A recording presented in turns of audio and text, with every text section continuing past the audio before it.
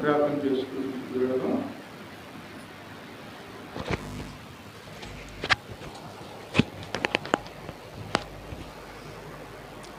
కృపా సత్య సంపూర్ణుడు పరిశుద్ధుడైన ప్రభువానికి వందములు స్తోత్రుడైన సర్వలోక రక్షకుడువు సర్వోన్నతుడైన ప్రభువానికి వందములు స్తోత్రుడైన నీ సన్నిధిలో నీ కనికరములతో నడిపించావు, విమోహించావు, రక్షించావు తండ్రి.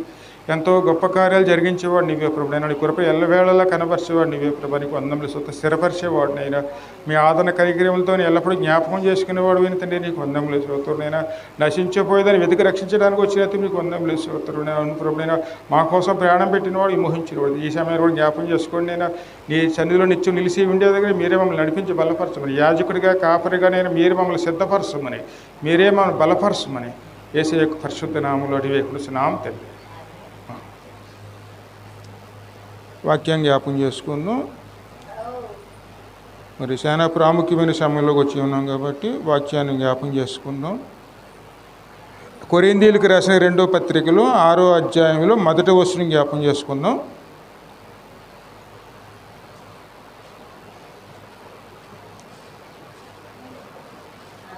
పరిశుద్ధ గ్రంథంలో నుంచి కొరింథీయులకు రాసిన 2వ పత్రిక 6వ అధ్యాయంలో మొదటి వచనం జ్ఞాపకం చేసుకుందాం.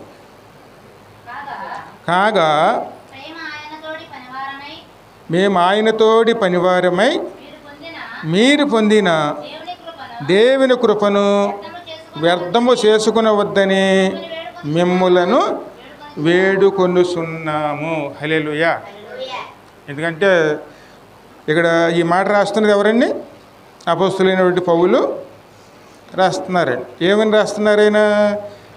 మేము ఆయనతోడి పనివారమై మీరు పొందిన దేవుని కృపను వ్యర్థముగా చేసుకునవద్దని మిమ్ములను వేడుకొనుచున్నాను. హల్లెలూయా. కృప అండి, దేవుని కృప మనకి దేవుడు అనుగ్రహించి ఉన్నారు. ఆ కృప అనే దాంట్లో నిలిచి ఉన్నాం. దేవుని కృప లేకపోతే మనం నశించిపోయేవారమే. దేవుని కృప మనల్ని ఏ విధంగా చేస్తుందంటే తన కుమారుడి యొక్క స్వరూపంలోకి తన కుమారుడిలాగా మనల్ని తన కుమారుడిలా చేయటానికి ఆయన కుమారునే మనకు అనుగ్రహించి ఆయనలోలా నిలబెట్టడానికండి. ఆయనలోనూ ఆయనలాగా మనల్ని పరలోకానికి సిద్ధపరచడానికి ఆయన కృప మన ఎడల ఎల్లప్పుడూ కూడా క్రియ జరిగిస్తూనే ఉంటుందండి. మరి దేవుడిచ్చిన ఆ కృపను ఏం చేసుకోవాలి? మనం సద్వినియోగం చేసుకునే వారు ఉండి. అంటే కృప, దేవుని కృపని వ్యర్థం చేసుకోకూడదండి. దేవుని కృప లేకపోతే మనం ఏమైపోయే వాళ్ళం? ఎప్పుడో నశించిపోయేవాళ్ళం అండి. ఆ కృపని వ్యర్థం చేసుకోకూడదు. ఎప్పుడూ కూడా మనం దాంట్లో నిలిచి ఉండటానికి ప్రయాసపడేవారునే ఉండాలి. దేవుని కృప మనల్ని ఏం చేస్తుందంటే సిద్ధపరుస్తుంది. ఏ విధంగానో తన కుమారుడు యొక్క స్వరూపములోకి ఆయనలాగా మార్చి ఆయనలా నిలబెట్టడానికి మనల్ని ఆయనే వెతుక్కుంటూ వచ్చారండి. నశించిపోయేదాన్ని వెతికి రక్షించడానికే ఆయన మన కోసం వచ్చారండి. ఆయన లేకపోతే మనం లేవండి. ఆయన ఆత్మే మనల్ని నడిపిస్తుంది. ఆయనే మనకు తోడై ఉన్నాడు. మరి ఆయనలో నిలిచి ఉండాలంటే, ఆయన కృపలో సత్యంలో నిలిచి ఉండాలంటే ఖచ్చితంగా ఆ కృపని మనం వృద్ధి చేసుకోవడానికి ప్రయాసపడే వారమే ఉండాలి మనకి. ఎందుకంటే పెద్దవాళ్ళు పాడేవారు చూడండి, కృపలను తలంచొచ్చు ఆయుష్కాలం అంతా అమ్మా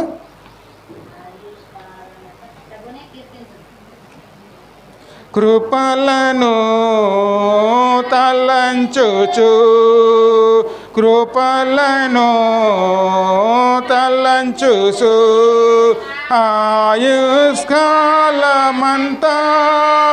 ప్రభుని కృతజ్ఞతతో స్తుతింతు.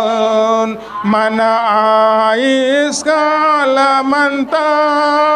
ప్రభుని కృతజ్ఞతతో స్తుతింతు. కృపలను తలంచుసు కృపలను తలంచుసు ఆయుష్కాలమంతా ప్రభుని కృతజ్ఞతతో స్తుతింతుం. కన్నీటిలో ఎలలో నే కృంగిన వేళలలో, కన్నీటిలో ఎలలో నే కృంగిన వేళలలో, నింగిని చీల్చి వర్షము పంపి నింపెను నా హృదయమో యేసు, నింపెను నా హృదయమో. కృపలను తలంచుచు, కృపలను తలంచుచు ఆయుష్కాలమంతా ప్రభుని కృతజ్ఞతతో స్తుతింతుం. హల్లెలూయా. మరి ఏ కృప, ఏ విధంగా మన కృప కనబరిచారు అని చూడాలండి. ఎందుకంటే కృప అనేది చాలా ప్రాముఖ్యం. ఆ కృప లేకపోతే అసలు మనం నిలిచి ఉండడానికి అవకాశం. ఎందుకంటే నరకానికి వెళ్ళిపోవలసిన వారమేనండి.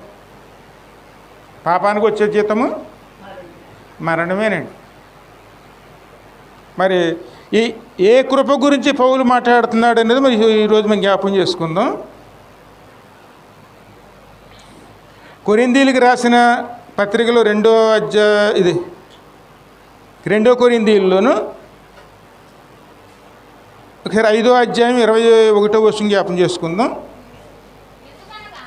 ఎందుకనగా మనం ఆయన యందు అమ్మా దేవుని నీతి అగునట్లు పాపమెరగని ఆయనను మన కోసము పాపముగా చేశాను. హల్లెలూయా. ఎందుకంటే మనల్ని ఏ విధంగా ఉండాలని దేవుడు కోరుకున్నాడండి?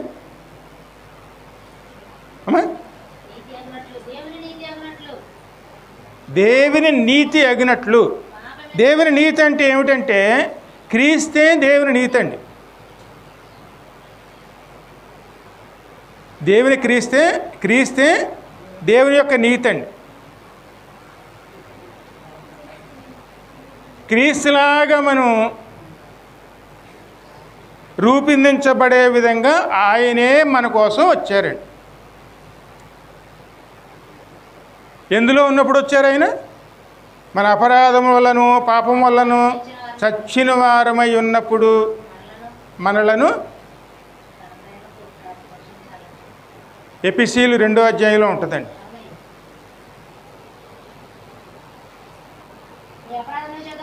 మీ అపరాధముల చేతను పాపముల చేతను మీరు చచ్చిన వారై ఉండగా ఆయన మిమ్ములను క్రీస్తుతో కూడా బ్రతికించెను. హల్లెలూయా.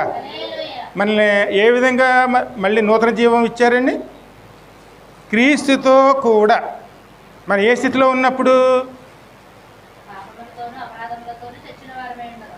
మన పాపాలతోనూ మన అపరాధాలతోనూ చచ్చిన వారం అంటే ఏమిటి? సమాధిలోకి వెళ్ళిపోయేవారమేనండి. అంటే సమాధి అంటేనే పాతాళం అండి. అందులోకి వెళ్ళిపోవలసిన వారమే. మనకి ఏ యోగ్యత లేదండి. ఎందుకంటే దేవునికి వ్యతిరేకంగా మనం నిలిచి ఉన్నాం కాబట్టి మనం అందరం కూడాను ఆయన ఇచ్చేటువంటి మహిమను పొందుకోలేని పరిస్థితిలోనే ఉన్నాం. మరి మనల్ని దేవుడు ఎడవకుండాను తన కృప కనబరిచి తన కుమారుణ్ణే పంపించి ఆ స్థితిలో చనిపోయిన పరిస్థితిలో ఉన్న మనల్ని మళ్ళీ నూతన జీవం ఇవ్వటానికి, నూతన పరచడానికి ఆయన కుమారుణ్ణే మనకి అనుగ్రహించాను. హల్లెలూయా. మరి ఆ కుమారుడు మన కోసం అనుగ్రహించబడినప్పుడు, ఆ కుమారుడు ద్వారా మనం నూతన జీవితాన్ని పొందుకున్నప్పుడు మరి ఆ కృపను మనం ఎలాగో సద్వినియోగం చేసుకుంటున్నాము అన్నది ప్రాముఖ్యం అండి. ఈ విషయంలో మనం ఎప్పుడూ కూడాను ఆలోచించమండి.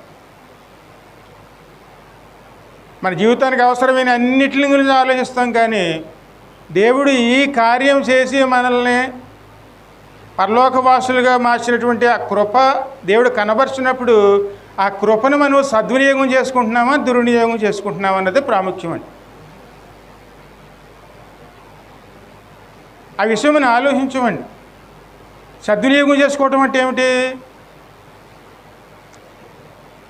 ఆయన ఇచ్చిన కృపని, ఆయన ఇచ్చినటువంటి ప్రేమతో మనం ఆయన ఇచ్చిన అవకాశాన్ని ఏం చేసుకోవాలి? మనం సద్వినియోగం చేసుకుని క్రీస్తులాగా మార్పు పొంది ఆయన రాజ్యానికిలో నిలిచి ఉండటానికి మనం చేయవచ్చిన క్రియను మనం ఉపయోగించుకునే వారమే ఉండాలండి. అది దేవుని చిత్తం.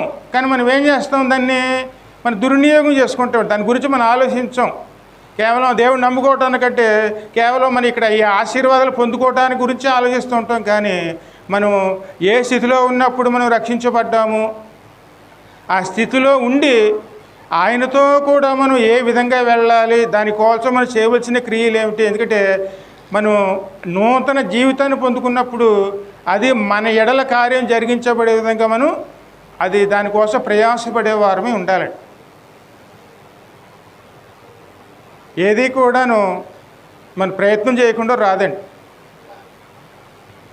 ఈ లోకంలో ఉన్నాయి చూడండి, రేషన్ ఫ్రీగా ఇస్తారు. మీరు వెళ్ళి తెచ్చుకుంటే దొరుకుతుందా, లేకపోతే అదే వచ్చి మన ఇంట్లో పడుతుందా? ఆ మాత్రం ప్రయత్నం చేయకపోతే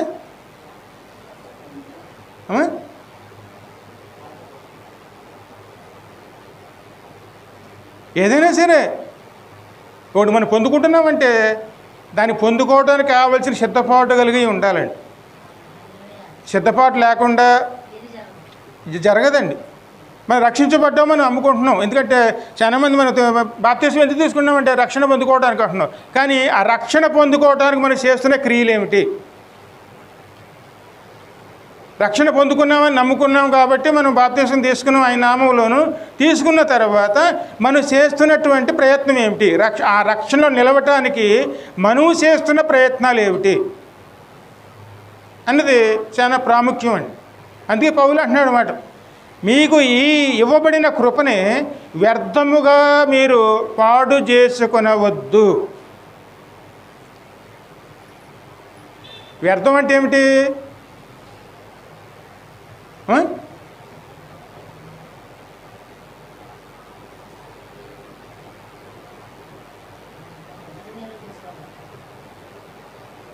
దేవుడు మేము ప్రేమించి మీకు కష్టపడి మీరు జీవిస్తున్నప్పుడు మీ జీవనాధారంగా దేవుడు కొంచెం మిమ్మల్ని ఆశీర్వదించి తన సమృద్ధిలోంచి దేవుడికి ఇచ్చాడు అనుకోండి. ఆ ఇచ్చిందాన్ని మనం జీవించడానికి ఉపయోగించుకున్నాం అనుకోండి, దేవుని ఆశీర్వాదాలు ఉంటాయి. కానీ వాటిని వ్యసనాలకే వీటికి మనం వాడుకుంటూ మళ్ళీ తిరిగి ఆ పాత జీవితంలోకి వెళ్ళిపోతే ఆ పొందుకునే అర్హత మళ్ళీ పొందుకునే అర్హత మనకు ఉంటుందండి.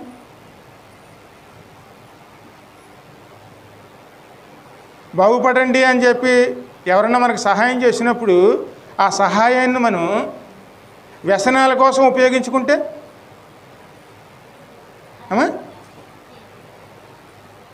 అంటే మళ్ళీ సహాయం చేస్తారా? ఎందుకంటే మనం నశించిపోయే వాళ్ళమే. పాపం వల్ల వచ్చే జీతము మరణమేనండి. కానీ మనం మరణంలోకి వెళ్తే దేవునికి ఇష్టం లేదు కాబట్టి తన కృప కనబరిచి తన కుమారుణ్ణే మన కోసం పంపించి ఆయన ద్వారా మనం రక్షించబడాలని, అది కూడా ఎలాగండి ఆయనలాగా మనం మార్చాలని దేవుని నీతి మనలో నెరవేరాలని. ఎందుకంటే నెరవేరాలంటే ముందు మన పాపములు క్షమించబడాలి. క్షమించబడాలంటే ఆ పాపాలకు శిక్ష వేయాలండి. ఎందుకంటే ఆ రుణాన్ని మనం తీర్చాలి. కానీ ఆ తీర్చే పరిస్థితుల్లో మనం లేనప్పుడు మన వారసుడి కింద ఆయన్నే పంపించి మనం చెల్లించవలసిన దాన్ని ఆయన ద్వారా చెల్లించే విధంగాను ఆయనే మన పాపాలన్నీ ఆయన మీద మోపి మన పాపములన్నీ కూడా ఆయనే చేసినట్లుగా భావించి అవన్నీ కూడాను ఆయన మీద మోపి మనం పొందుకోవాల్సిన శిక్షను ఆయన మీద వేసి మనల్ని నిర్దోషులుగా దేవుడు ఎంచాడు కాబట్టి మనం ఉచిత కృపలోనూ దాన్ని పొందుకుని ఉన్నామండి. అది కేవలం దేవుడిచ్చేటువంటి ఉచిత కృప అండి. మరి ఆ కృపను మనం ఏ విధంగా మనం సద్వినియోగం చేసుకుంటున్నాము? ఏదైనా సద్వినియోగం చేసుకుంటేనే వృద్ధిలోకి వస్తామండి. దాన్ని మనం దుర్వినియోగం చేసుకున్నాం అనుకోండి, ఏదైనా సరే ఒకదాన్ని మనం దుర్వినియోగం చేస్తున్నామంటే అది కొద్ది కాలంలోనే అది మన దాంట్లో దూరం అయిపోతుంది.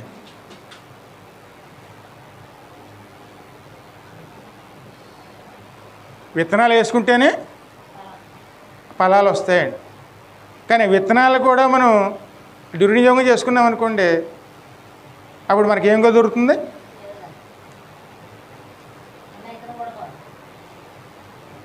కేవలం మన కోసమే, మన ఇక్కడ ఈ లోకాల కోసమే సమయానంతటిని కూడా మనం సద్వినియోగం చేసుకున్నాం అనుకోండి, మనం ఆ సమయాన్ని మనకు మనం ఉపయోగించుకోలేదనుకోండి, మరి ఏ విధంగా మనం ఆ నీతిలాగా మార్చబడతాం? మనం దేవుని చిత్తాన్ని ఎలా నెరవేర్చగలగమండి? మింద చదివిన వాక్యం మరొకసారి చదవండి. కాదమ్మ,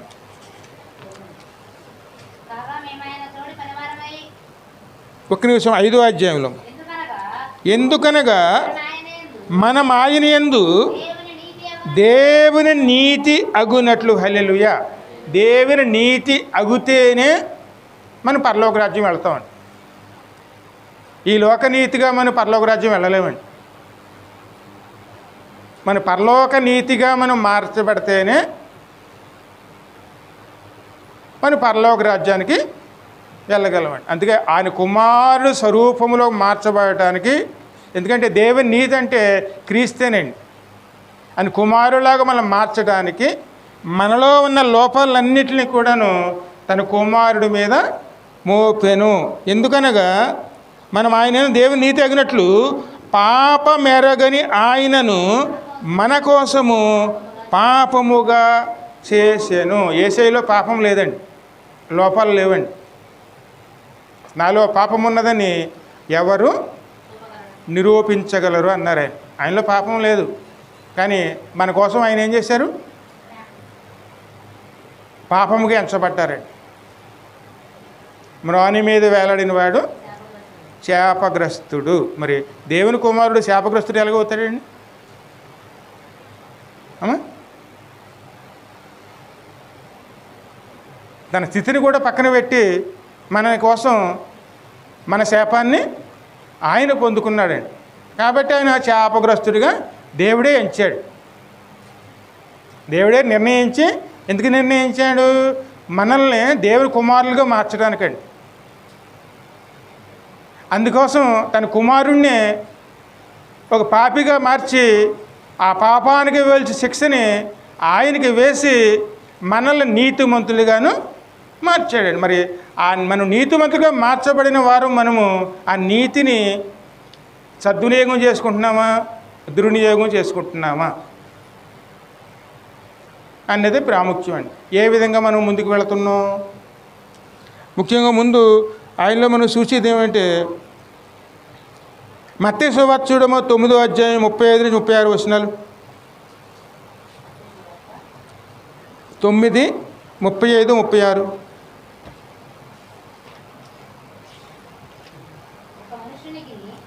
ఆ,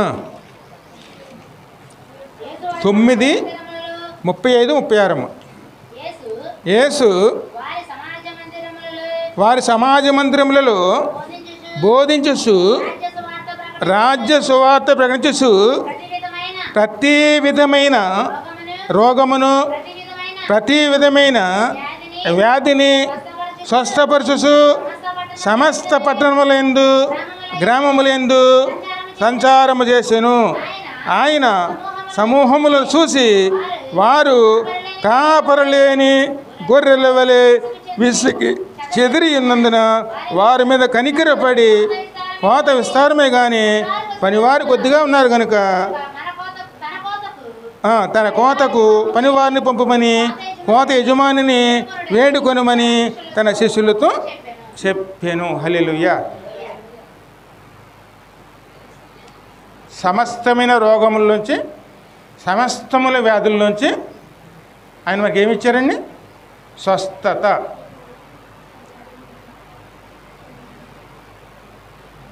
ఎందుకంటే ఇరిమియా గ్రంథంలో చూస్తే అక్కడ కనపడుతుంది చూడండి, 17:9.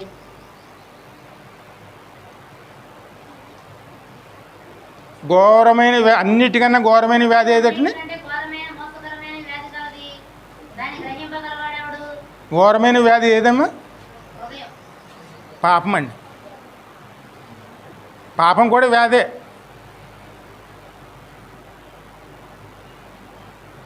అది మనం గ్రహించుకోలేదనుకోండి, మనల్ని నశించే వరకు కూడా వదిలిపెట్టదండి. పాపం అనేది కూడా ఒక వ్యాధే. దాని ద్వారా అనేక వ్యాధులు వస్తాయండి. పాపం వల్ల వచ్చే జీతము మరణమండి. కానీ దాన్ని గ్రహించుకునే వాళ్ళు ఎంతమంది? రక్షించబడ్డావన్న స్పృహన కూడా మనకు లేకుండా మనం ఏం చేస్తాం? మళ్ళీ మళ్ళీ అదే పాపములోనే జీవిస్తున్న వారు ఉంటాం. అందుకే పౌలు అంటున్నాడు అన్నమాట, ఈ కృపను మీరు వ్యర్థం చేసుకొనకుడి. దేవుడిచ్చినటువంటి ఈ కృపను వ్యర్థము చేసుకొనకుడి. ఎందుకే ఎలా వ్యర్థం చేసుకుంటాం మనం? మనలో మార్పు ఏ విధంగా మార్పు ఉండదండి? మాట తీరు మారదు. దేవుడు నమ్ముకున్న తర్వాత కూడా మనలో ఉన్న ఆ మాట తీరు మారవకపోతే, అదే విధంగాను మన నడిసే నడత తీరు మారదండి. అప్పుడు ఎలా నడుచుకుంటున్నాం, ఇప్పుడు ఎలా నడుచుకుంటున్నాం, అప్పుడు ఎలా మాట్లాడేవాళ్ళం, ఇప్పుడు ఎలా మాట్లాడేవాళ్ళం, అప్పుడు ఎలా ప్రవర్తించేవాళ్ళం, ఇప్పుడు ఎలా ప్రవర్తిస్తున్నాం. ఇవన్నీ కూడాను మార్పు వచ్చినప్పుడే మనం ఆ రక్షణలో నిలిచి ఉన్నామని అర్థమండి. ఇవన్నీ ఎవరు చూస్తారండి? ఖచ్చితంగా దేవుడు చూస్తాడు. అదే పౌలు చెప్తున్నాడు అన్నమాట. ప్రతి దాంట్లో ఏం కనపడదు మనకి?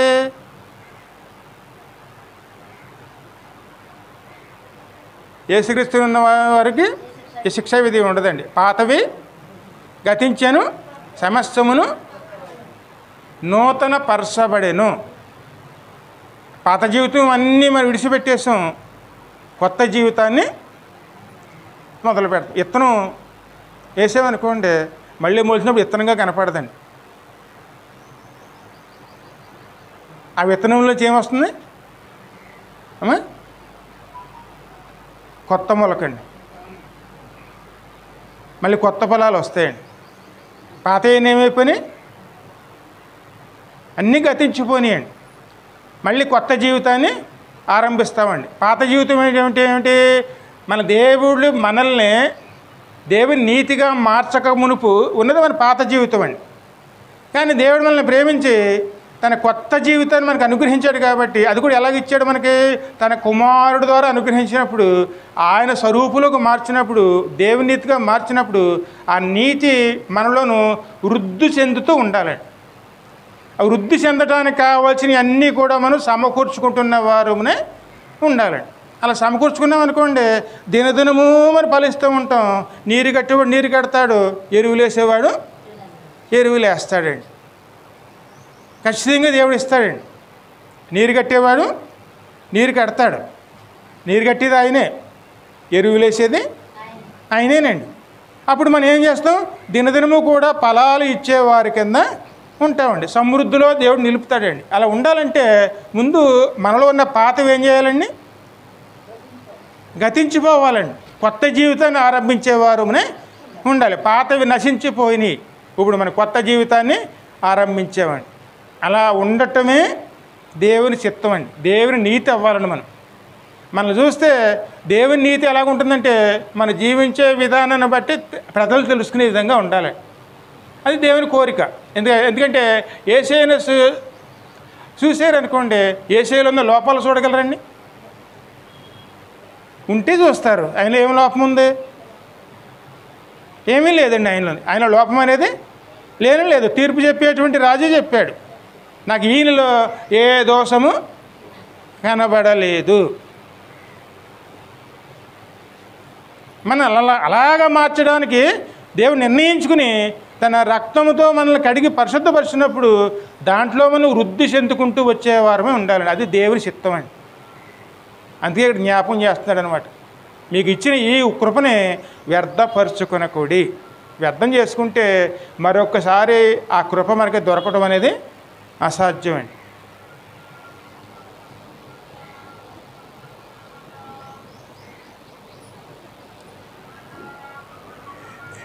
ఏ విధంగా అవన్నీ కూడా తన మీద వేసుకున్నారండి చూస్తే యెషయా గ్రంథం 53:4 కనపడుతుంది.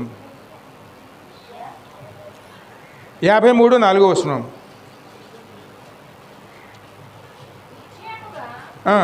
నిశ్చయముగా అతడు మన రోగములను భరించెను, మన వ్యసనములను వహించెను, అయినను మొత్తబడిన వానిగాను, దేవుని వలన బాధింపబడిన వానిగాను, శ్రమ నొందిన వానిగాను మనం అతని ఏల్చితిమి. మరి ఈ వచనంలో మనం అర్థం చేసుకుంటే మనకి ఏమర్థం అవుతుంది? నిక్షేముగా అతడు మన రోగములను భరించెను. అత్యంత ప్రమాదకరమైన వ్యాధి రోగం ఏదంటే పాపమేనండి. అది ఆయన భరించారు. మన వ్యసనములు, వ్యసనాలు అంటే ఏమిటి? దేవునికన్నా ఎక్కువగా మనం భావిస్తాం చూడండి. ప్రతిది కూడా వ్యసనమేనండి. దాన్ని విడిచిపెట్టమంటే ఇది నా వల్ల కాదంటాం. అది ఒక వ్యసనం కింద దాని మీద ఆధారపడి జీవిస్తామండి. అవన్నీ కూడాను క్రీస్తు తన శిలువ మీద శిక్షను అనుభవించారండి. ఇప్పుడు కూడా మనం అటువంటి వ్యసనాలు కలిగే ఉంటామండి. ఎందుకంటే బయట చూస్తే వ్యసనాలుగా కనపడవు, కానీ దేవుడిని పక్కన పెట్టేసే విధంగా ఉంటాయండి.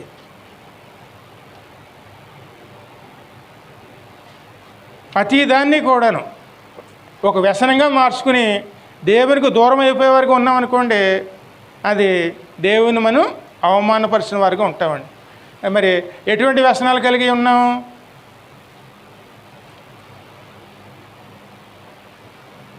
ఏదైనా సరే దేవునికనగా మనం ఎక్కువగా భావించుకుని దాని మీద ఆధారపడి జీవిస్తున్న వారమే ఉంటే అదే ఒక వ్యసనంగా మారుతుంది. టీవీలు అయినా సరే, ఫోన్లు అయినా సరే, ఏదైనా సరే దేవునికన్నా దాన్ని ఎక్కువగా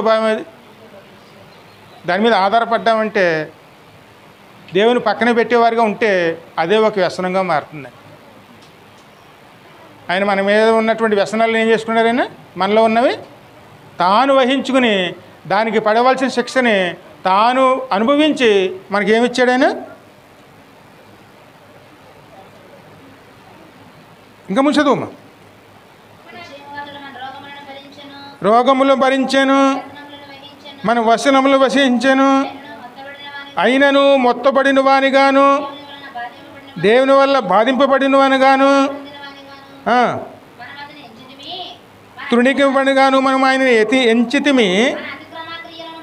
మన అతిక్రమ క్రియలను బట్టి అతడు గాయపరచబడిను, మన దోషములను బట్టి నలగగొట్టబడిను, మన సమాధార్థమైన శిక్ష అతని మీద పడెను, అతడు పొందిన దెబ్బల చేత మనకు స్వస్థత కలుగుచున్నది. హల్లెలూయా. ఈరోజు మనం ఇలాగ ఉన్నామంటే మన మీద పడవలసినవి కూడా ఆయన భరించాడు కాబట్టి ఈ స్థితిలో మనం ఉన్నామండి. ఈరోజు మనం నిలిచి ఉండి ఆయన సన్నిధిలో నిలిచి ఉన్నామంటే ఆ యోగ్యత ఎవరు ఇచ్చారండి? ఆయనే ఇచ్చాడు మనకి. అది జ్ఞాపకం చేసుకోవాలండి ఎప్పుడు మనం. ఆ కృపను ఎప్పుడు కూడా మర్చిపోకూడదండి. అందుకే పెద్దలు పాడుకున్నారు చూడండి, ఇంత పాడుకున్న కృపలను తలంచు మన ఆయుష్కాలం అంతయు. ప్రభుని ఏం చేయాలి? శుతించుకుంటూ ఉండాలండి. లేదా ఆ కృప లేకపోతే ఎక్కడికి వెళ్ళాలి? అగ్నిగుండంలోకి అండి. భూమి కింద ఏముంటుంది? అగ్ని ఉంటుందండి.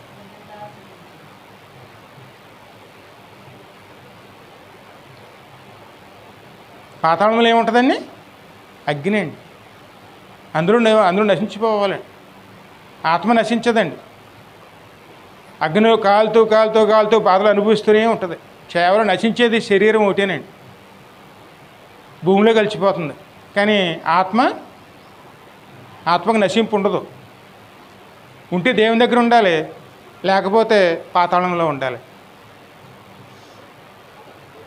అంటే కొద్ది రోజులు ఉంటాం కాదండి, నిత్యము. మరి మన ఆత్మ ఎక్కడ ఉండాలి? దేవుని దగ్గర ఉండి దేవుని ఆరాధించాలా, లేకపోతే నరకంలో పడి బాధలు పడే విధంగా ఉండాలి. ఆరాధించాలంటే ఆయన కృపను ఏం చేసుకోవాలి? మనం సద్వినియోగం చేసుకోవాలండి. దాన్ని ఎప్పుడు దుర్వినియోగం చేసుకోవాలి. ఎందుకంటే మన పట్టనట్టుగా ఉండిపోతారండి. రక్షణ అనేదాన్ని ఏమాత్రం మనం పట్టించుకునే వారి కింద అలా వస్తూ ఉంటాం, అలా వెళ్ళిపోతూ ఉంటాం, కానీ దానికోసం మనం ఆలోచించనే చేయరండి. అందువల్ల మనకి ఏంటి ఉపయోగం? కనీసం మనం రక్షించబడ్డాము అన్న ఆలోచనే మనకు లేకపోతే మరి ఆ రక్షణ మనకి ఎలా రక్షణ అవుతుందండి?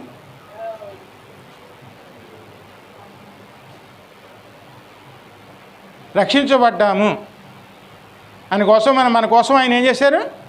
కలవరి శిలువ యాగమయ్యారు. ఆ శిలువని జ్ఞాపకం చేసుకుంటున్నాం, కృతజ్ఞతలు తెలియజేసుకుంటున్నాం. ఆ కృతజ్ఞతలో నిలిచి ఉండి దేవుడిచ్చిన కృపను మనం కాపాడుకోవడానికి ప్రయాసపడుతున్నాం. ప్రయాసపడాలంటే అది క్రియారూపంలో ఉండాలి. అవి ఏమేమి గుర్తుపట్టకుండా అవన్నీ మనం పట్టించుకోకుండా మనం లోకంలోనే మనం బతికేవారుగా ఉన్నామనుకోండి, ఆ కృపను ఏం చేసుకునేవారు అవుతాం? వ్యర్థం చేసుకునేవారుగా మారుతాం. ఎందుకంటే ఆయన పాపి కాదండి. ఆయన ఎటువంటి వాడు అనేది మనకి చూస్తే ఆయన 4 రకాలుగా తండ్రి అనే దేవుడు ఆయన మీద మోపబడ్డారండి.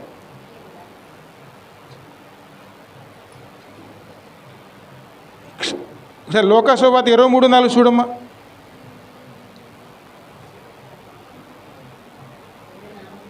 మూడమ్మ.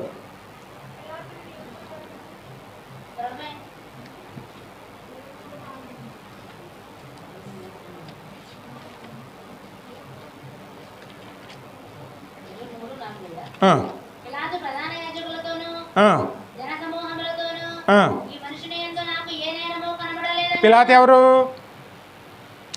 శిక్షణ విధించే న్యాయమూర్తి అండి. ఆయన దగ్గరికి ప్రభుని తీసుకెళ్ళారు, శిక్ష వేయమన్నారు. వాదాలు అయిపోయినాయి. ఇప్పుడు శిక్ష వేసే టైం వచ్చింది. ఆ న్యాయమూర్తి ఏం చెప్తున్నాడండి? ఈయన యందు ఏ విధమైన నేరము కనబడలేదు. అంటే ఆయనలో నేరం లేదండి. అయితే వారు ఇతడు గలిలయ దేశం మొదలుకొని ఇంతవరకును యూదయ దేశం అంతటను ఉపదేశించుచు ప్రజలను రేపుచున్న. ఏమని రేపుతున్నాడు? మారు మనసు పొందుకోండి, పరలోకం వెళ్ళండి, మారు మనసు పొందుకోండి, పరలోకం వెళ్ళండి. ఈ మాటలు చెప్పారా? అందుకని ఏం చెప్పారండి?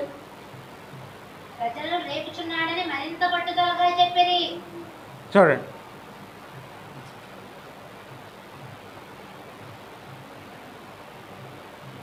దేవుడి ఈ కార్యం చేసినందువల్ల ఇక్కడికి ఈ భూమి మీద ఉన్నటువంటి మనకి ఏ విధంగా కనపడిందండి? ఈ సినిమా కథలు చెప్పండి, సంతోషంగా వింటారు. దేవుని వాక్యం చెప్పండి అమ్మా, ఒక 2 నిమిషాలు దేవుని వాక్యం చెప్పండి రోడ్డు మీద. అంతలో సినిమా కథ చెప్పండి.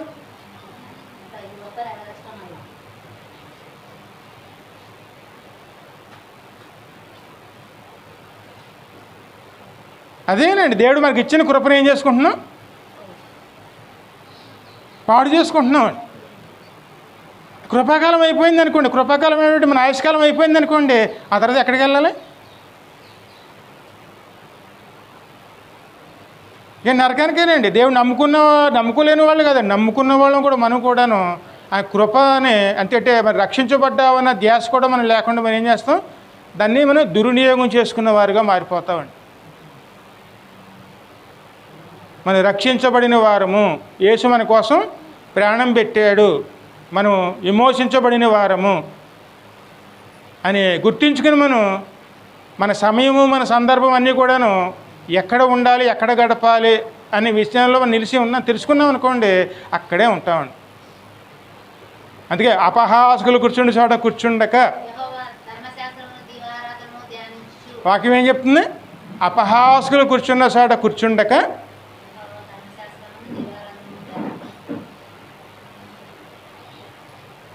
ఆ యొక్క సమయాన్ని ఏం చేసుకుంటున్నామండి?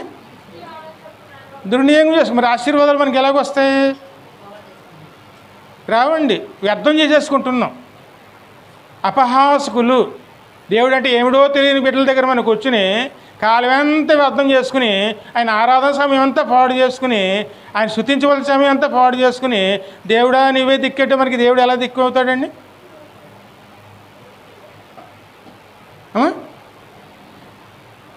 ఇంకా మనం అనుకుంటాం ఎన్ని దేవుడు కల్పిస్తే వచ్చేసినాయి అని. ఏ శ్రమలండి మరి కావాలని మనం తెచ్చుకున్నది. అప్పుడు ఇవన్నీ మన మీద ఏలుబడి చేయకుండా ఎవరి మీద ఏలుబడి చేస్తాయండి? ఒకసారి వచ్చాడు ఆయన మన మీద ఏలుబడి చేసిన శ్రమలన్నీ కూడాను తన కుమారుడి మీద మోపాడు, మన విడుదలని ఇచ్చాడు. ఆ విడుదల మనం ఏం చేసుకున్నాం? వ్యర్థం చేసుకున్నాం. ఇప్పుడు కూడా ఎవరి మీద మోపాలండి? అదే అత్యాశ అండి. వ్యర్థం చేసుకోకూడదు. ఒకసారి మనం పొందుకున్న తర్వాత పొందుకున్న దాన్ని మనం వ్యర్థం చేసుకుంటే మరలా అదే పునరుత్థానపు సెలవులు అంటారండి. వారు ఏ విధంగానూ రక్షించబడటానికి అవకాశమే ఉండదండి. వ్యర్థం చేసుకోకూడదండి, ఎందుకంటే ఆయనలో పాపము లేదు. కానీ మరి ఆయన్ని దేవుడే పాపిగా చేసాడండి. ఆయనలో ఏ పాపము లేకపోయినా సరే దేవుడే ఆయనను పాపంగా చేసిను. మరి ఎందుకోసం చేశాడు అలాగా? ఇక్కడ పేతురు రాసిన మొదటి పత్రిక 3:18 చూడమ్మా.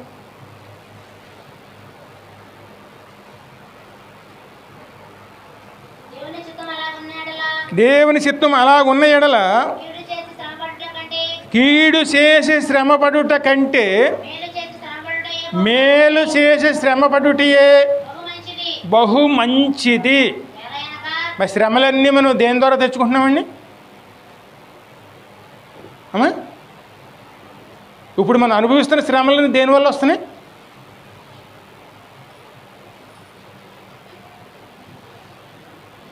ఒకసారి ఆలోచిస్తే మనకి అర్థమవుతుందండి. మనం అనుభవిస్తున్న ప్రతి శ్రమ దేనివల్ల వస్తుందండి? కీడు వల్లేనండి. దేవుని నీతి కోసం మనం శ్రమపడ్డామనుకోండి, దేవుని కుమారుడు సహాయం మనకు అందుతుంది. ఆయన సహాయం చేస్తాడు, విమోచిస్తాడు ఖచ్చితంగా. ఎందుకంటే పేతురుని కానీ పౌలుని కానీ శీలాన్ని కానీ చెరసాలలో వేసినప్పుడు దేవుని నీతి కోసం వారు చెరసాల పాలు అయినప్పుడు దేవుడే వచ్చి ఏం చేశాడు? అమ్మా, దేవుడే వచ్చి ఆ చెరసాల తలుపుల్ని బద్దలు కొట్టాడు.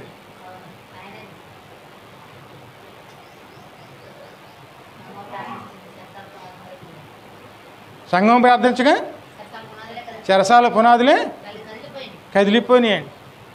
పౌలు కానీ పేతురు కానీ శీలా కానీ చూడండి, వాళ్ళందరి జీవితంలో జరిగినాయండి.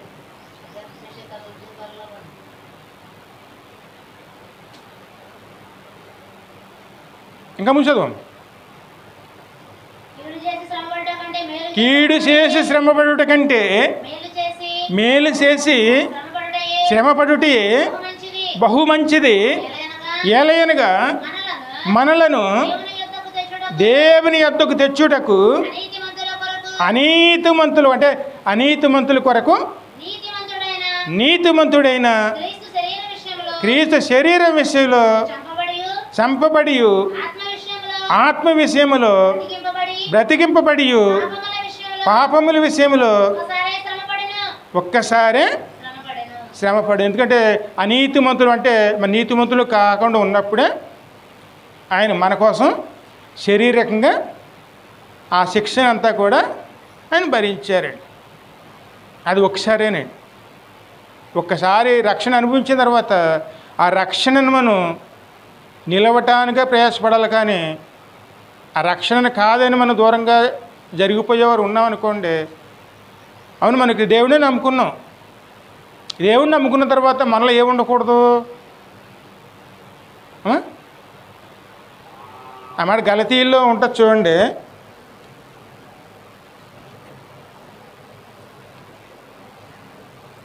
మొదటి అధ్యాయంలోను 5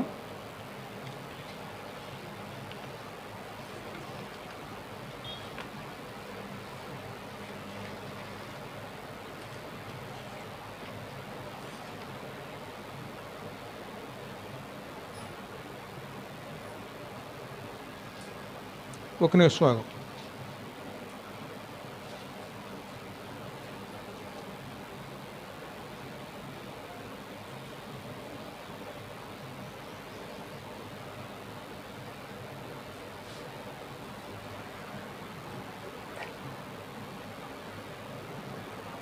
రెండు 17 చూడమ్మా.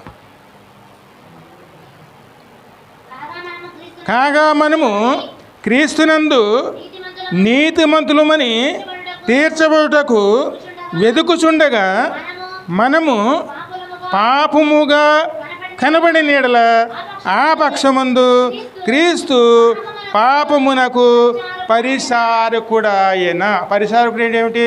మనం ఎవరి దగ్గర నేర్చుకుంటున్నామండి? అమ్మా,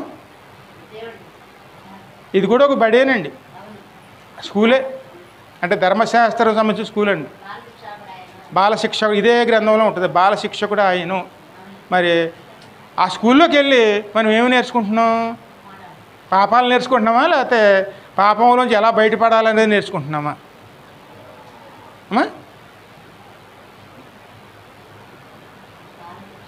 ఇప్పుడు మీ పిల్లలు చూడండి, బళ్ళోకి వెళ్ళకమునిపి ఎలాగున్నారు, బళ్ళోకి వెళ్ళిన తర్వాత వచ్చిన తర్వాత ఎలాగున్నారు? వాళ్ళు నేర్చుకుని వచ్చారా? అందుముందు ఉన్న విధంగానే ఉంటున్నారా? అమ్మా, మరి మనమేమి నేర్చుకున్నాం? పూర్వం ఇది ఉన్న విధంగానే ఉన్నామా?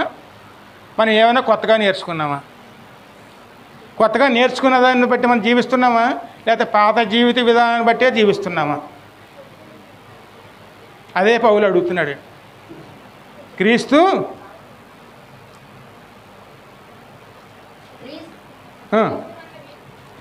కాగా మనము క్రీస్తునందు నీతిమంతులమని తీర్చబడుటకు వెతుకుచుండగా మనము పాపముగా కనబడిన యెడల ఆ పక్షమందు క్రీస్తు పాపమునకు పరిచారకుడాయన. అట్లనరాదు, నేను పడగొట్టిన వాటిని మరలా కట్టిన యెడల నన్ను నేనే అపరాధిగా కనబరుచుకొనుచున్నాను. పడగొట్టిన దానిని ఎప్పుడు బాప్తిస్మంలో మనం పడగొట్టేసేవాడి, అన్నీ కూడా భూమిలో కప్పెట్టేసేవాడి. ఏమిటి? దేవునికి విరోధంగా ఉన్న ప్రతిదీ కూడా జీవిత విధానాలు అన్నింటిలో మనం ఏం చేసుకున్నాం? అవన్నిటిని కూడాను క్రీస్తుతో పాటు మనం ఆ సిలువలోకి మనం సిలువ వేసామని నిర్ణయించుకుని అవన్నిటిని సమాధి చేసేవాడిని. మరి సమాధి మళ్ళీ తవ్వితే ఏమవుతుంది? ఒకసారి సమాధి చేసిన తర్వాత మళ్ళీ సమాధి తవ్వి వాటినే మన జీవనాధారంగా మార్చుకుంటే అవన్నీ కూడాను ఏ విధంగా ఉంటాయండి? సమాధి తవ్వితే ఏమొస్తుంది? అమ్మా, దేవుణ్ణి ఎరగక మునుపు మీరు ఎలాగున్నా ఎవరో పట్టించుకోరండి. నేనైనా సరే, మీరైనా ఎవరైనా సరే, మనం ఎలాగున్నా సరే ఎవరో పట్టించుకోరండి. కానీ ఒకసారి రక్షించబడిన తర్వాత లోకం దృష్టి అంతా ఎవరి మీద ఉంటుంది? మన చేతిలో పరిశుద్ధ గ్రంథం పట్టుకుని మనం ప్రతి ఆదివారం మందిరానికి వెళ్తున్నాం. మనం లోకమంతా మనలో ఏం చూడాలని చూస్తుంది? ఏముండాలని కోరుకుంటుంది లోకం?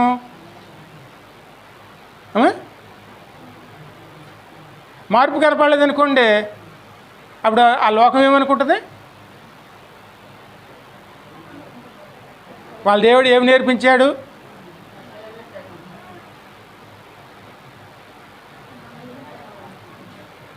దేవుడిని ఎరగముంపు బూతులు తిట్టేదంటే పర్వాలేదు, ఏమి తెలియక తిట్టింది అనుకోవచ్చు. కానీ దేవుడిని ఎరిగి ఉన్న తర్వాత కూడా అదే బూతులు మనం మాట్లాడుకుంటూ ఉన్నాం అనుకోండి, అప్పుడు లోకం ఏమనుకుంటుంది?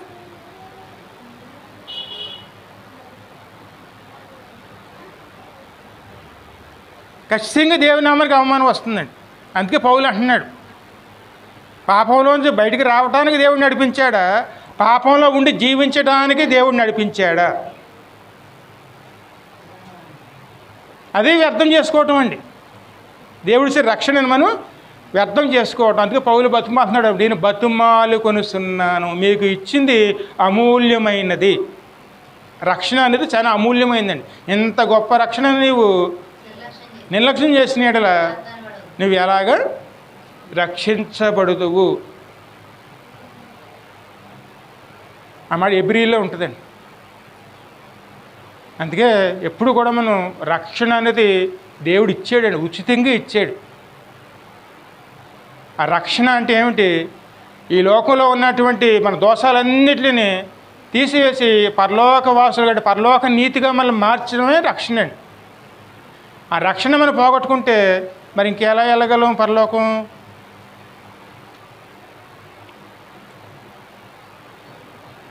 దేవుని నీతిగా మార్చాడు మనల్ని. ఆయనలో ఏ పాపము లేదు, ఏ దోషము లేదు. మరి అవన్నీ కూడా దేవుడు మనకు ఉచితంగా ఇచ్చినప్పుడు దాన్ని ఏం చేసుకోవాలి? అవసరమైతే మన నీతి కోసం శ్రమ పడటానికి కూడా మనం సిద్ధపడాలండి. అందుకోసం అవసరమైతే ఎలాగున్నా పర్లేదండి. పౌలు దేవుని సేవ కోసం, దేవునిలో నిలవడం కోసం బరకాలు కుట్టేవాడు.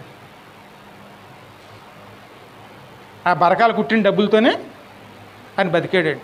కానీ అంతకు మునుపు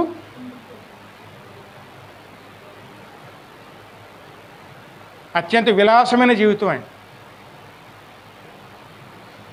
ఆ జీవితాన్ని వదిలిపెట్టి దేవుని కోసం ఏం చేశాడు? ఆయన బరకాలు కుట్టేవాడు, గుడారాల కుట్టుతూ జీవించాను అంటే దేవుడు పని చేసుకోవడం కోసం గుడారాలు కుట్టుకున్నాడు. అలాగే ఎన్నోసార్లు శ్రమల పాలు అయ్యాడు, ఎన్నో ఇబ్బందుల పాలైనా సరే అది దేవుని కోసం ఏం చేశాడు? ఆయన సంతోషంతో అనుభవించి మంచి పోరాడి తిని నా పరుగును కడముట్టించి తిని. ఎప్పుడు కూడా మనం దేవుని నీతి కోసం ప్రయాసపడేవారమే ఉండాలి. అదే మన వెనకాల వస్తుంది. ఎందుకంటే మన వెనకాల ఈ లోకానికి సంబంధించింది ఏది రాదండి. ఆ మాట మీరు చదువుకోవాలంటే ఆ మాట ప్రకటన గ్రంథంలో ఉంటుందండి. వారి క్రియలే వారి వెంబడ పోవును. ఎందుకంటే మృతులైన వారు దేవుని దృష్టిలోను అమూల్యమైన వారే. వారి క్రియలే వారి వెంట పోవును. మనం ఏ క్రియల్లో ఉన్నాము, ఏ పరిస్థితిలో ఉన్నాము, మన వెనకాల ఏమొస్తున్నాయి,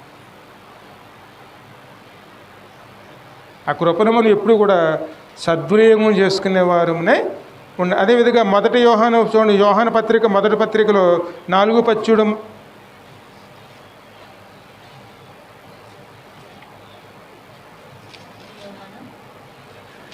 4:10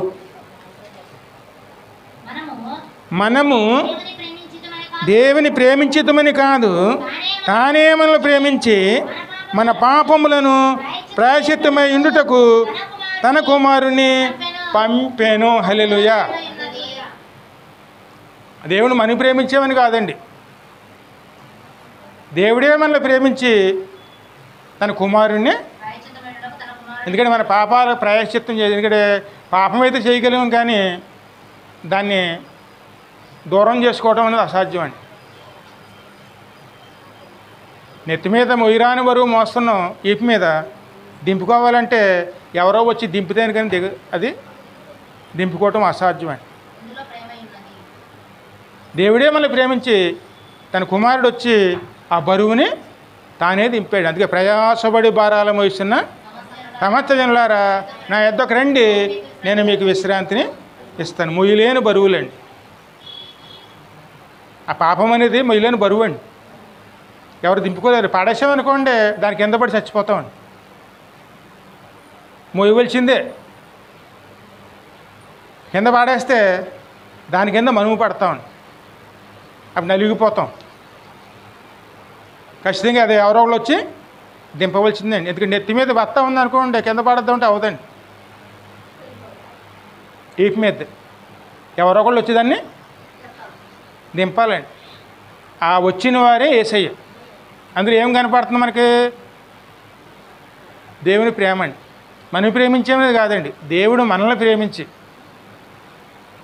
మనం చేసినట్లుగా ప్రాయశ్చిత్తంగాను అవన్నీ కూడా ఆయన మీద వేసి మనకి విడుదలను ఇచ్చారండి. దేవుడు మన పిల్లను ఇలాగ ప్రేమింపగా మనము ఒకరినొకడు ప్రేమింపబద్దులే.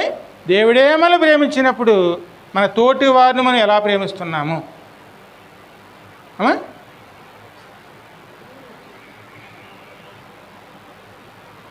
దేవుడే మనల్ని ప్రేమించి మనం విడిపించినప్పుడు మన తోటి వారిని మనం ఎలా ప్రేమించగలుగుతున్నాం?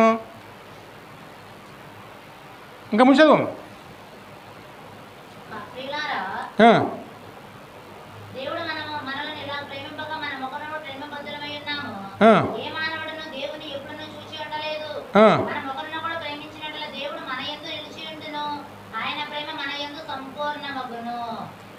చూడండి, మనం ఒకళ్ళు ప్రేమించుకుంటూ దేవుని వెతికేవారుగా ఉన్నాం అనుకోండి, మన అందరిలో కూడా ఎవరు ఉంటారు? దేవుడే ఉంటాడు. కానీ మనం కీసులాడుకుంటూ కూర్చున్నాం అనుకోండి, అక్కడ మనలో దేవుడు ఉంటాడా? ఖచ్చితంగా ఎవరు ఉంటారు అక్కడ? సాతానే ఉంటాడు.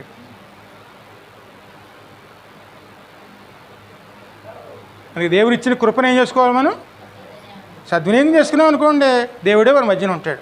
కానీ దాన్ని తీసి పక్కన పెట్టామనుకోండి, అక్కడ ఎవరు వస్తారు? సాతాను వస్తాడు. అందుకే దేవుడు ఇచ్చింది ఉచితంగా మనకు అనుగ్రహించబడింది, సద్వినియోగం చేసుకున్నవారునే ఉండి. అందుకే ఇంకోసారి చూద్దాం, కొరింథీయులకు రాసిన 2వ పత్రికలో 5:17 చూడము.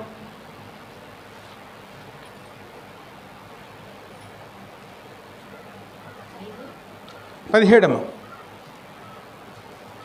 కాగా ఎవడైనను క్రీస్తునందున్న ఎడల వాడు నూతన సృష్టి, పాతవి గతించెను, ఇదిగో కొత్తవాయెను, సమస్తమును దేవుని వలనే అయినవి.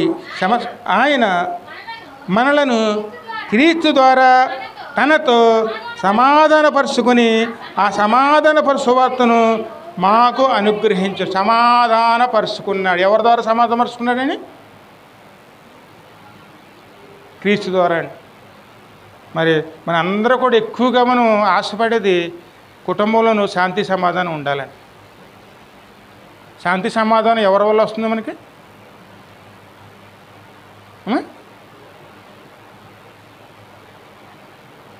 శాంతి సమాధానం లేదనుకోండి, మీరు ఎన్ని లక్షల రూపాయలు సంపాదించుకున్నానో ఆ సంపాదన అంతా వ్యర్థమైపోతుంది. తినే యోగ్యత ఉండదు. ఎందుకంటే మనశ్శాంతి లేదనుకోండి, నోట్లోకి ఏం వెళ్దండి? ముద్ద కూడా వెళ్దు. కనీసం 10 నిమిషాలు నిద్రపోవడానికి కూడా అవకాశం ఉండదండి.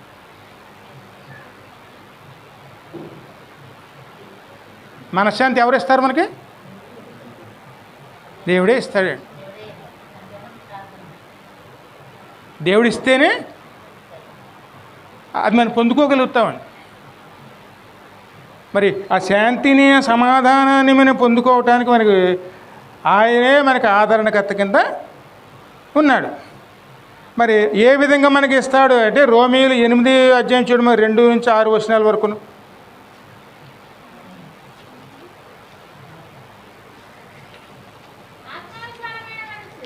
ఆత్మానుసారమైన మనసు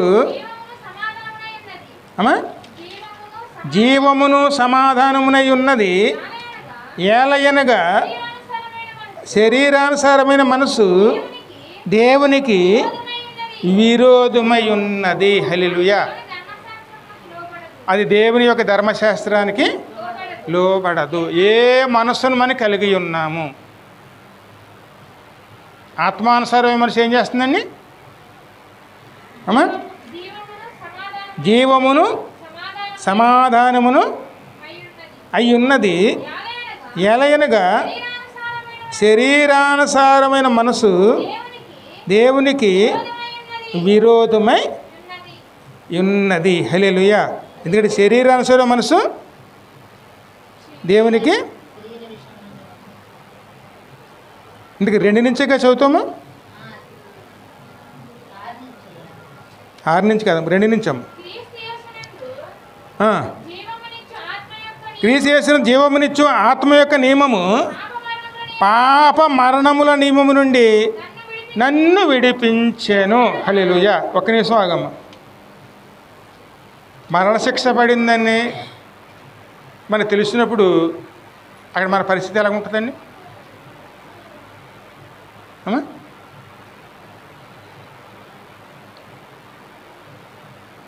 కనీసం నిద్ర పడుతుందా? ఆహారం వెళుతుందండి? కానీ అందులో విడిపించబడ్డావు అని తెలిస్తే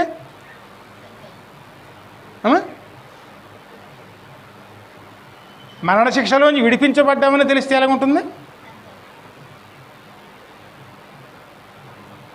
దేవుడు మనకు అదే ఇచ్చాడండి.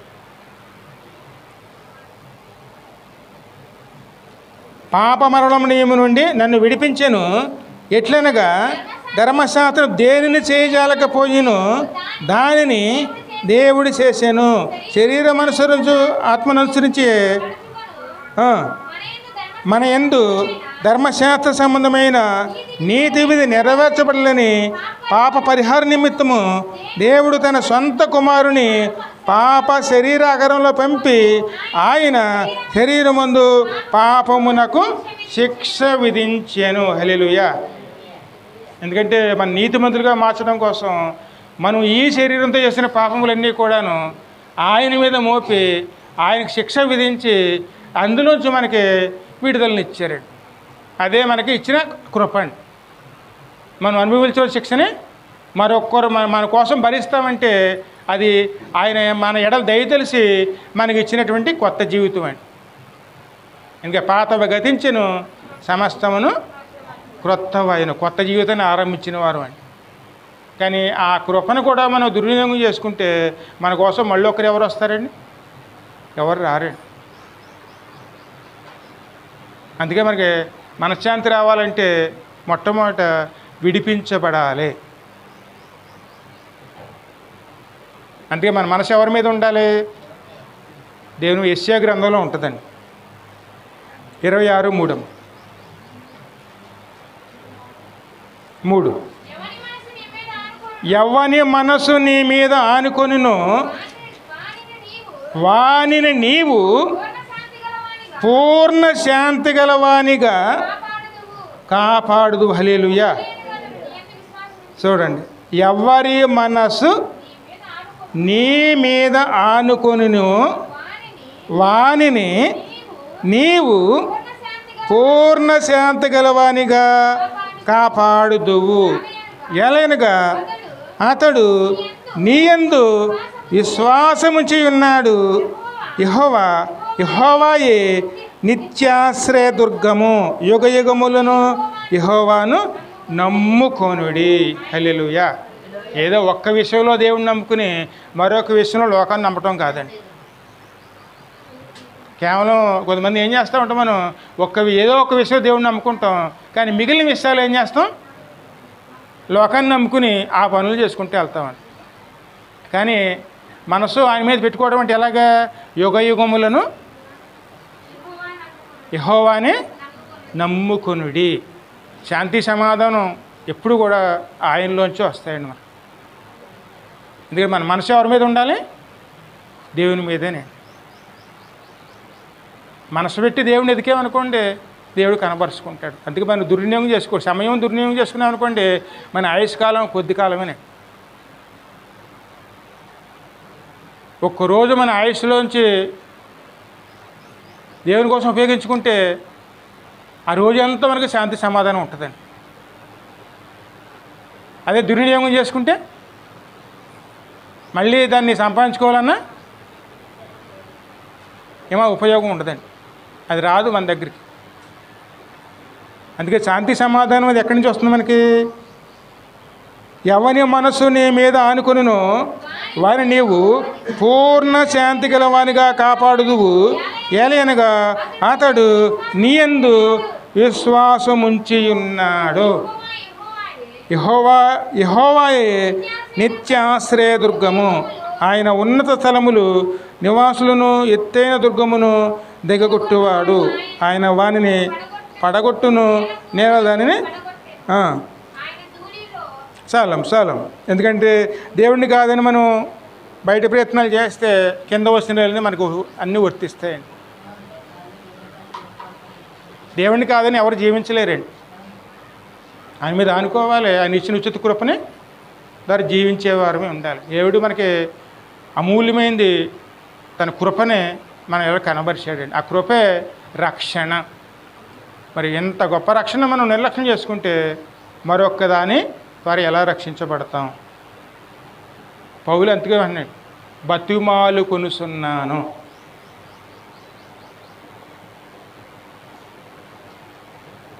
పౌలు బతిమాలుకుంటున్నాడండి, వ్యర్థం చేసుకోకండి. వ్యర్థం చేసుకుంటే రేపు పొద్దున్న బాధలు పడేది ఎవరండి? నేను అర్థం చేసుకుంటే నేనే పడాలి బాధలు. ఎవరు అర్థం చేసుకుంటే వారే బాధలు పడాలి. దేవుడు ఇచ్చిన దాన్ని సద్వినియోగం చేసుకున్నాం అనుకోండి, ఎప్పుడు కూడా ఆయన కృప మన ఎడల ఉంటుంది. ఎందుకంటే మనం ఆయన మీద నమ్ముకున్నాం కాబట్టి. ఆ మాట రాయబడింది కదండి, అతడు ఆయన ఎందుకు విశ్వాసం ఉంచును కాబట్టి. దేవుని మీద నమ్ముకున్నాం, దేవుడే ఆశ్రయం అయ్యే ఆయన ఆశ్రయంలోకి ఉన్నాం. దేవుడే మనల్ని శాంతి సమాధానకర్తలుగా కాపాడతాడండి. ఆ కృప ఎప్పుడు కూడా మనం పోగొట్టుకోకూడదండి. పోగొట్టుకుంటే ఉపయోగం ఉండదండి. దాన్ని సద్వినియోగం చేసుకున్నాం అనుకోండి, మనం చేయవలసిన ప్రయత్నం మనం చేస్తే దేవుడు దానికి నీరు కట్టి ఫలింపజేస్తాడండి. కొంతమంది ఏం చేస్తామంటే రక్షణ పొందుకుంటాం, కానీ దానిని నిలవటానికి ప్రయత్నం చేయమండి. ఆదివారాలు మనం ఎగ్గొట్టేసుకుంటాం, శుక్రవారాలు మనకు కనపడడం, ప్రార్థనా సమయంలో మనకు కనపడడం. దేవుని వాక్యం మన ఎలా నిలుస్తుంది? ఇంటే నిలుస్తుంది. వినుట వల్ల విశ్వాసం కలుగును. మరి దేవుడు మాట్లాడిన మాట మనం వినకపోతే ఇంకెవరు మాటలు వినాలి లోకంలోను?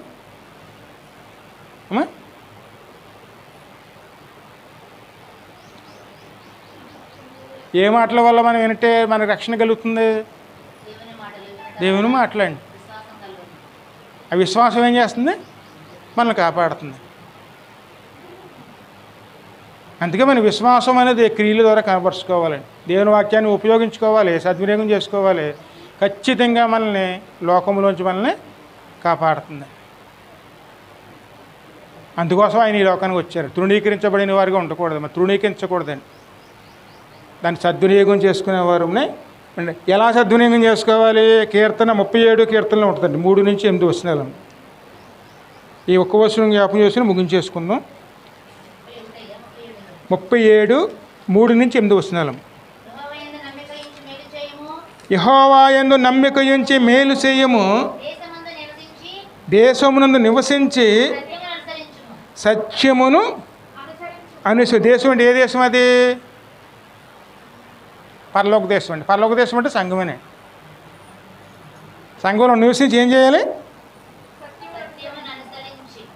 సత్యమును అనుసరించి యెహోవాను బట్టి సంతోషించుము, ఆయన నీ హృదయ వాంఛలను తీర్చెను. మనకు చాలా కోరికలు ఉంటాయి అనుకుంటామండి. ఈ కోరిక ఉందండి, చాలా రోజులు తీరటం లేదండి. తీరాలంటే ఎక్కడికి వెళ్ళాలి? మా కుటుంబం ఏ కొరత ఉండకూడదు, నాకు కోరిక ఉన్నది. ఆ కోరిక తీరాలంటే నేను ఎక్కడ ప్రయత్నపడాలి?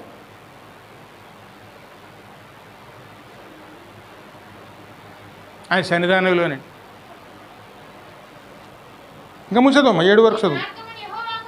నీ మార్గములను యెహోవాకు అప్పగించుము, నీవు ఆయనను నమ్ముకొనుము, ఆయన నీ కార్యమును నెరవేర్చును. హల్లెలూయా.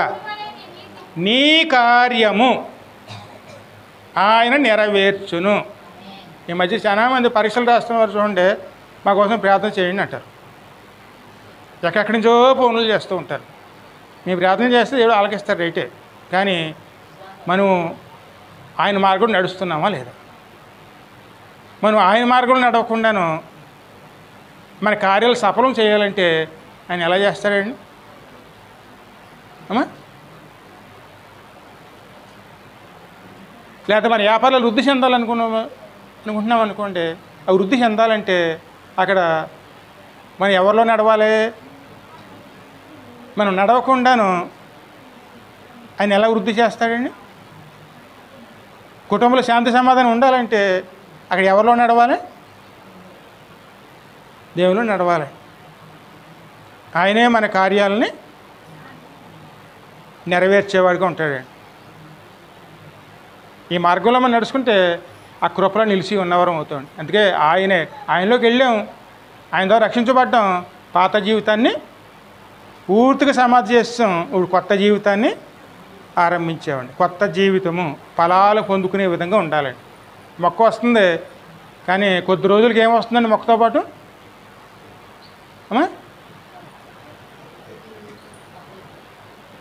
విత్తనం వేసుకున్నారు, ఎదుగుతూ వచ్చింది. ఎదుగుతూ రాగానే అప్పుడు ఆకుల పక్క నుంచి ఏమొస్తాయి?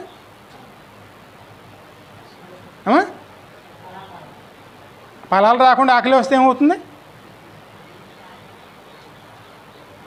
అదేనండి మనం ఎదగాలండి దేవుళ్ళను. ఎదుగుతూ ఉన్నాం అనుకోండి, దేవుడు ఏమిస్తాడు? ఫలాలు ఇస్తాడు. ఫలాలను ఏం చేస్తాం? వృద్ధి చేసుకుని సంతోషంతో జీవించేవారు అంటామండి. కానీ ఆకులు మాత్రమే ఎదుగుతూ వచ్చినాయి అనుకోండి, ఫలాలు లేవనుకోండి, కొద్ది రోజుల్లో ఏమవుతుంది? అది గొడ్డలి చెట్టు మొదలనే ఉన్నది. అది ఎప్పటికప్పుడు నరికి వేయబడుతుంది, అగ్నిలోకి వేయబడుతుంది. ఫలించాలండి దేవుల్లో. మనం ఫలిస్తే మనం అది కొత్త జీవితం అండి. ఫలాలు పొందుకున్నాం అనుకోండి, ఆ ఫలాలు మనకి ఏం చేస్తాయి? జీవనాధారం అవుతాయండి. అదే ఆశీర్వాదం అండి. కానీ ఆ ప్రయత్నం మనం చేయకుండా దేవుడి మీద మనం నిందలు వేసుకున్నందువల్ల ఉపయోగం ఉండదండి. దేవుడు ఆశీర్వదించాలంటే మనం ఫలించాలి. అందుకే పౌలు అంటున్నమాట, దేవుడు మీకు ఇచ్చిన ఉచిత కృపని వ్యర్థం చేసుకోకండి.